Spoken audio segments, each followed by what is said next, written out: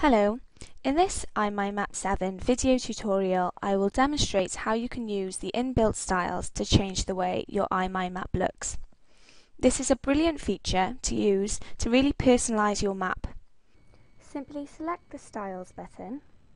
You then have the flexibility to use the pre-made styles to change the appearance of your map. If I scroll down, you can see that we have a wide variety. To apply the style you want, simply click it and it will automatically be applied for you. If you decide you would like to go back to the default setting, the top left is usually the default.